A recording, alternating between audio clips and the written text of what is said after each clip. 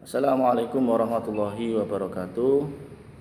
Bismillahirrahmanirrahim. Alhamdulillahirabbil alamin. Wassalatu wassalamu ala asrofil anbiya'i wal mursalin sayyidina wa maulana wa habibina Muhammadin wa ala alihi wa sahbihi ajma'in, amma ba'du. Selamat pagi anak-anakku semua kelas 5. Yang semoga pada hari ini kalian semua, kita semua masih diberikan kesehatan oleh Allah Subhanahu wa taala. Amin amin ya rabbal alamin. Alhamdulillah, patutlah kita bersyukur kepada Allah Subhanahu wa taala. Pada hari ini kita masih diberikan kesehatan, diberikan kesempatan oleh Allah sehingga kita bisa berjumpa untuk melanjutkan pembelajaran, khususnya pembelajaran pendidikan agama Islam. Anak-anakku sekalian, kemarin kita sudah belajar mengenai Asmaul Husna, kemudian bagaimana kita mengenal Allah. Kemudian ada juga sedikit Pak Alif juga menyinggung tentang kitab-kitab Allah. Nah, beriman kepada kitab Allah itu merupakan salah satu rukun iman. Rukun iman yang keberapa anak-anak? Ya benar, rukun iman yang ketiga. Iman kepada kitab Allah adalah rukun iman yang ketiga. Yang pertama iman kepada Allah, yang kedua iman kepada malaikat-malaikat Allah, yang ketiga iman kepada kitab-kitab Allah, yang keempat iman kepada Rasul Allah, yang kelima iman kepada hari kiamat, dan yang keenam iman kepada qada dan qadar.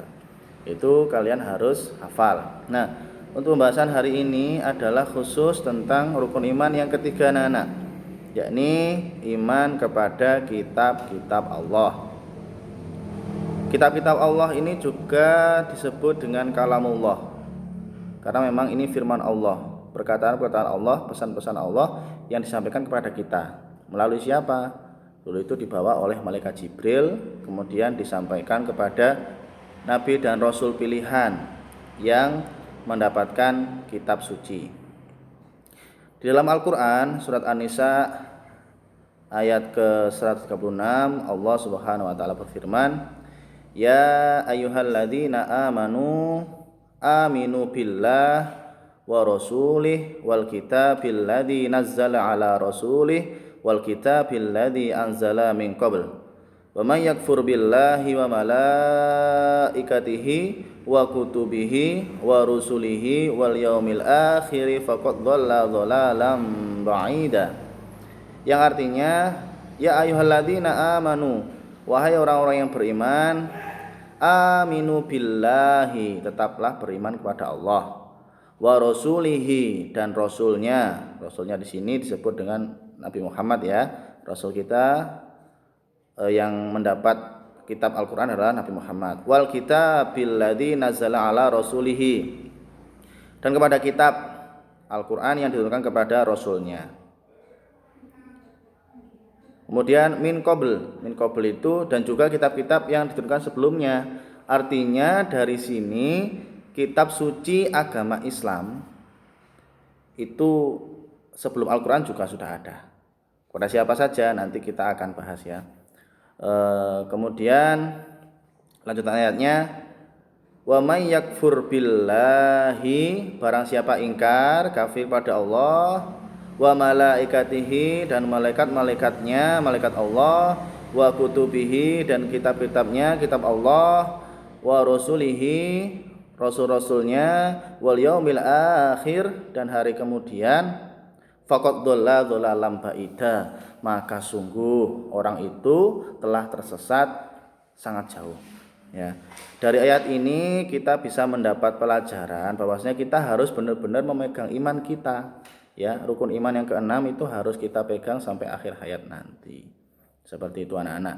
Tadi Pak Alif menyinggung ternyata di sebelum Al-Quran itu sudah ada kitab-kitab yang kemudian disempurnakan oleh Al-Quran ini.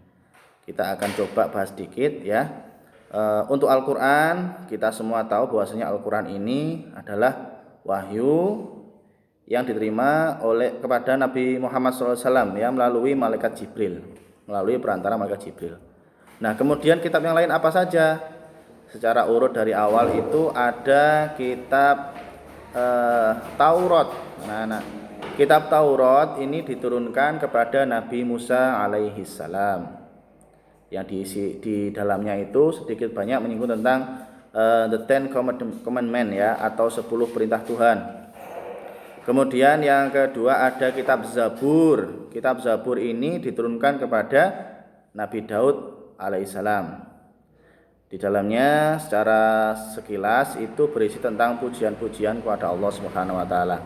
Sehingga seakan-akan kitab ini seperti nyanyian-nyanyian memuji Allah.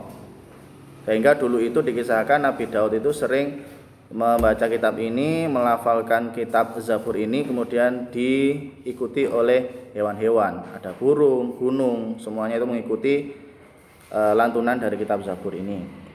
Kemudian setelah berselang lama ada satu kitab lagi sebelum Al-Quran, yaitu namanya kitab Injil. Kitab Injil diturunkan kepada Nabi Isa alaihissalam. Kepada Nabi Isa alaihissalam itu kitab Injil. Kemudian berganti tahun, berganti masa, akhirnya lahirlah Nabi Muhammad SAW. Kemudian beliau diangkat Rasul, akhirnya diturunkanlah kitab Al-Quran ini. Dan kitab Al-Quran ini diturunkan tidak secara langsung, tidak seluruh buku, seluruh kitab itu diturunkan, tidak, tapi secara berangsur-angsur ya. 1 ayat, 3 ayat, kemudian mungkin 1 surat, langsung disusun menjadi Al-Quran itu. Jadi tidak langsung. Kalian ingat apa tidak anak-anak, ayat apa yang turun pertama kali? Surat apa? Ya benar, surat Al-Alaq ya, ayat 1 sampai 5 yang berbunyi A'udzubillahi minasyaitonirrajim. Bismillahirrahmanirrahim. Iqra bismi rabbikal ladzi khalaq. Khalaqal insana min 'alaq. Iqra wa rabbukal akram. Alladzi 'allama bil qalam. 'allamal insana ma lam ya'lam. Nah, ini ayat yang pertama kali turun. Itu menandai, sekaligus menandai diangkatnya Nabi Muhammad SAW sebagai Rasul Allah. Terima kasih anak-anakku sekalian kelas 5. Terima kasih sudah menyimak penjelasan dan pemaparan dari Pak Alif mengenai kitab-kitab Allah Subhanahu wa taala. Untuk penjelasan lebih lanjut kalian bisa membaca juga di buku kalian mulai halaman 19 ya. Kemudian untuk tugasnya nanti Pak Alif akan share via grup WA. Terima kasih. Assalamualaikum warahmatullahi wabarakatuh.